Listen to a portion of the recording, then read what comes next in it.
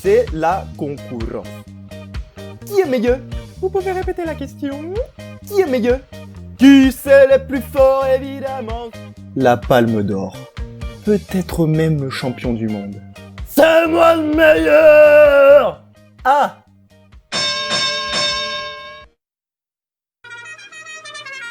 Et oui, vous l'aurez reconnu ce bruit, celui qui fait prolonger l'été sur les routes de France en ce mois de septembre si particulier et qui, à l'amorce de la dernière semaine du Tour et avant de se projeter vers la quinzaine de la Porte d'Auteuil, nous fait nous poser les vraies questions, à savoir quel est le meilleur événement entre Roland-Garros et le Tour de France.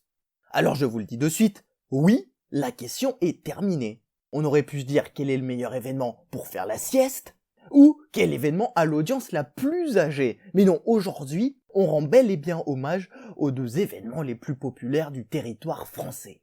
Et oui, deux événements témoins de l'hospitalité française, une organisation petits oignons, un public international et la petite French touch gentleman au possible, le soin bien évidemment de laisser gagner nos invités. Puisqu'en effet, aucun Français n'a remporté Roland depuis 83 et n'a remporté le Tour depuis 85. Mais peut-être que la question qui se pose est celle de savoir quel est le meilleur sport entre le cyclisme et le tennis. Et là, attention, c'est le grand écart. Le cyclisme, lui, présente à son actif des étapes marathon de 5 heures, notamment sur les routes en juillet. Tandis que le tennis, lui, va présenter des matchs marathon de 5 heures sur les cours, notamment en juin.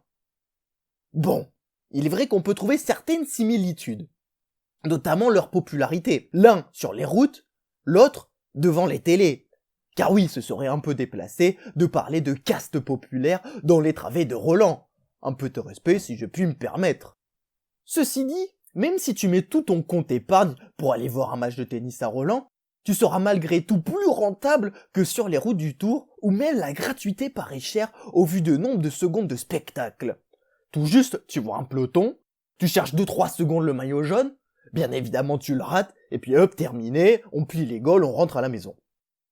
Mais heureusement, c'est là qu'intervient le service public, le Roluya aux commandes. Service public qui, en diffusant le Tour et Roland, va en 2 mois sauver son capital sport de l'année, qui pourrait sinon vite se résumer à la Coupe de France et un gala d'humour de Candelro sur fond de patinage.